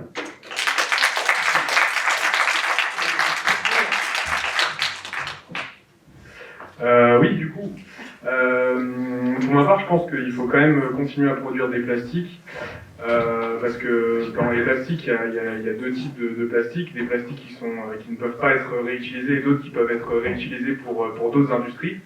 Donc c'est un petit peu l'objectif de cette présentation, c'est l'économie circulaire. Donc le plastique participe à l'économie circulaire. Après, je suis totalement d'accord que certains plastiques sont inutiles, mais comme vous l'avez dit lors de la précédente présentation, les lois vont se durcir et vont interdire les plastiques qui n'ont aucun intérêt en quelque sorte. Je pense par exemple pour les fruits ou les légumes, les couverts en plastique, etc., qui vont être retirés de la circulation en Europe. Donc voilà, pour moi, le plastique c'est une bonne chose, puisqu'il permet de participer à l'économie circulaire, de produire à faible coût. Après, je pense pas que ce soit un problème européen. Je pense que c'est majoritairement un problème asiatique, puisqu'il me semble que 70% des plastiques qui se retrouvent dans les océans proviennent justement comme vous l'avez dit d'ailleurs, à juste titre, des fleuves asiatiques. Donc je pense que c'est plutôt peut-être une collaboration, bon, enfin ça j'en doute, mais une collaboration eurasienne qui serait possible. Mais sinon, d'un point de vue un peu plus objectif, je pense qu'il n'y a pas grand-chose à faire. D'accord, ben merci. D'autres questions ici, effectivement. Merci. Alors moi, je ne suis pas du tout d'accord. Je pense qu'on ne doit pas... Enfin, il y a assez de déchets comme ça, et il suffit de regarder quelques documentaires pour se rendre compte que c'est vraiment un problème gigantesque, surtout dans les pays émergents, dans lesquels on envoie ces déchets. On a vraiment des montagnes de déchets plastiques qui juste détruisent totalement l'environnement et qui détruisent les vies de ces personnes aussi, et qui sont partiellement dues à partir de notre comportement. Donc à mon avis, voilà, le meilleur déchet c'est celui qu'on ne produit pas, et je pense qu'il y a déjà assez de plastique, et dans cette idée d'économie circulaire, il faudrait utiliser ce qui a déjà été produit et le réinvestir, mais surtout ne pas en produire, éviter au maximum d'en produire de nouveau, ça c'est sûr. Voilà, et après sur vos questions, l'écologie punitive, foutu pour foutu, malheureusement je pense que c'est foutu pour foutu. Mais après, même si actuellement, à mon avis, les conséquences sont irréversibles, c'est pas une raison pour aller encore plus loin. Donc, et plutôt essayer de trouver vraiment des solutions pour s'adapter à ce changement qui va, à mon avis, arriver. Et après, donc je pense que dans cette situation d'urgence, malheureusement, je pense que l'écologie punitive, c'est une nécessité en fait. Après, je pense que c'est pas, il faudrait pas tout mettre sur les mêmes personnes. C'est-à-dire que aujourd'hui, parce qu'on a vu avec les gilets jaunes par exemple, donc là c'est plus l'histoire du plastique, hein, c'est l'histoire de l'essence, etc. Mais c'est vrai que c'est surtout les classes populaires qui sont énormément impactées. Et aujourd'hui, il y a des études qui montrent que ce ne sont pas ces classes-là en fait qui produisent toutes les émissions de CO2. Elles en produisent, mais moins. Enfin, il me semble que c'est vraiment les plus riches en fait. C'est le 1% des plus riches qui produisent le plus d'émissions de CO2. Et je pense qu'il faut vraiment repenser à ça et notamment faire attention aux investissements à la finance, parce que voilà, ce qui est un des facteurs les plus polluants, il me semble que c'est les investissements qui partent dans ces industries hyper polluantes, et donc faire bien attention surtout à ce côté-là. Et je pense que là-dessus, il faudrait mettre des lois et adopter une écologie punitive, parce que je pense que là, c'est plus possible d'aller dans cette direction-là. Merci beaucoup, effectivement. Ouais. En plus, quand on tire ce fil, hein, on trouve d'autres fils de production, de problèmes sociaux, politiques, économiques, voilà, qui sont délicats. Vous avez raison, il ne s'agit pas de punir ceux qui peuvent acheter un pack d'eau cristalline versus ceux qui peuvent acheter une gourde à 40 €, qui est très chouette. Vous avez raison. Merci beaucoup. Oui, alors déjà merci énormément à vous trois. Chacune de vos présentations a été extrêmement instructive et vraiment merci, parce qu'on peut comprendre plus en profondeur des enjeux qui sont extrêmement importants, dont on entend beaucoup parler sans forcément toujours en comprendre tous les aspects. Merci beaucoup. Alors pour répondre à vos différentes questions, je souscris plus ou moins à ce qui a été dit, donc foutu pour foutu. Oui, mais c'est pas une raison pour creuser encore plus notre temps. Moi, ma philosophie, c'est celle que j'ai plutôt que l'écologie, ça doit être une forme de baroud d'honneur. C'est-à-dire, on sait que c'est foutu, mais au moins on essaye. Voilà. L'écologie punitive. En général, ceux qui parlent d'écologie punitive, c'est ceux qui ne sont pas écologistes, parce que s'ils pensent que l'écologie, ce n'est que des contraintes. Et oui, mais la société, ce n'est qu'un certain nombre de contraintes, tout dépend de là où on met le curseur.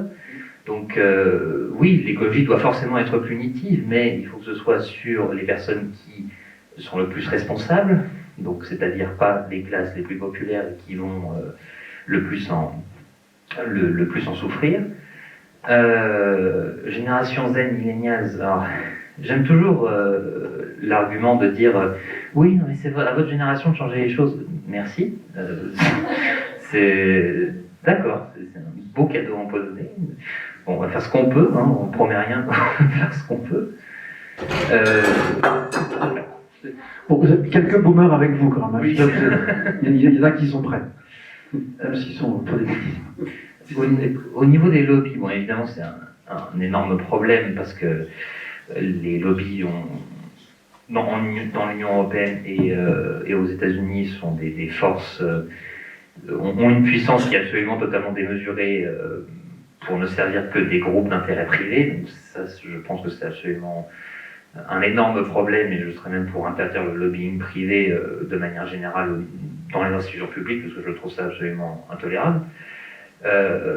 Et après, par rapport au plastique, je suis allé regarder le site de la Convention citoyenne pour le climat pour voir ce que le groupe qui s'appelait du coup Suremballage avait proposé. Et effectivement, donc les 3 propositions qui avaient été retenues, c'est mettre en place une obligation du vrac dans tous les magasins avec un pourcentage dans les centrales d'achat, ce qui impliquerait vraiment de réorganiser pratiquement totalement l'organisation des supermarchés, donc ce serait une mesure forte.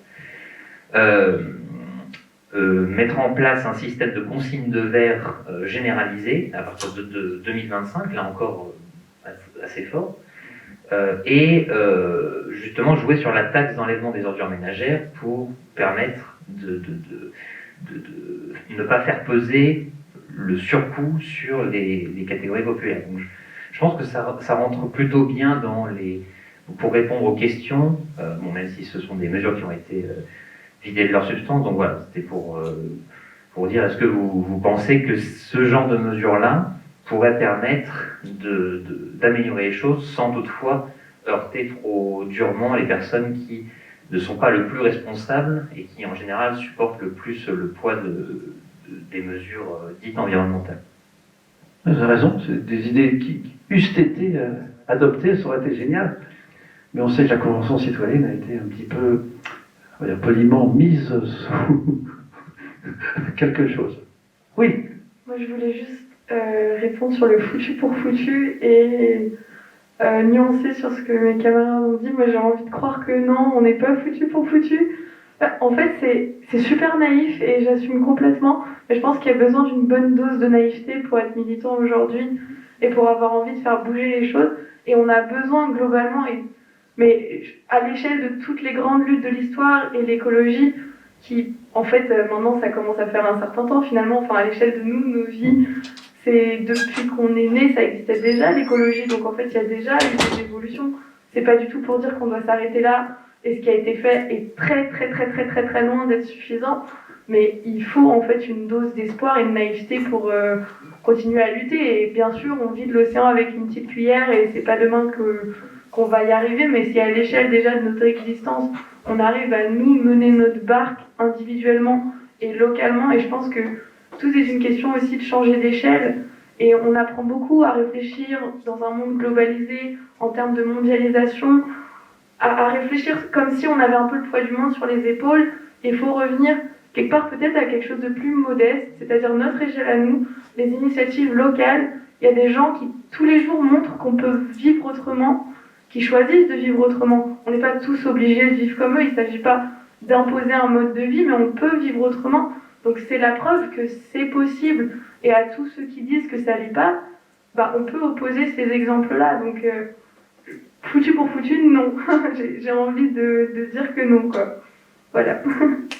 Merci beaucoup, bravo. Et si on est là aussi aujourd'hui, voilà, c'est qu'on y croit un peu tous, là, on a envie d'y croire. Et vous avez raison, à la limite, il vaut mieux se regarder dans la glace le matin en disant j'aurais essayé, c'est déjà pas si mal, c'est déjà un premier effort. Voilà. Et voilà, c'est mieux que rien. Après, évidemment, des fois, il y a des jours où on a un peu le moral en berne, mais certains jours, on a qu'à mettre un peu de rhum dans sa gourde et ça ira un peu mieux finalement. Parce que c'est du rhum agricole, hein. Super. Donc, en tout cas, Élise, je vous laisse conclure. En tout cas, merci déjà de votre accueil. Hein. Une petite question supplémentaire que vous avez ? Oui, allez-y, merci beaucoup. Et Élise, on vous laissera conclure. Vous êtes la Master of Ceremony. Donc, merci beaucoup pour cette conférence. Et juste petit message global à tous ceux qui sont là, si vous voulez justement réduire votre consommation de plastique, etc. On a un partenariat avec le magasin Côté Vrac à Saint-Germain, qui fait donc tout ce qui est en vrac, biscuits, tout ça, etc. Et qui aussi fait, par exemple, de la limonade en consigne. Vous pouvez ramener les produits, des choses comme ça. Les brosses à dents aussi, c'est en bambou. Enfin, des façons d'éliminer le plastique progressivement de vos vies. Donc oui, c'est un peu cher malheureusement. Après, donc on a une petite réduction si vous faites partie de Solidarité. Normalement, on vous a envoyé un PDF de la carte Solidarité en début d'année. Et si vous montrez ça, vous avez une petite réduction. Donc c'est pas grand-chose, mais c'est déjà ça.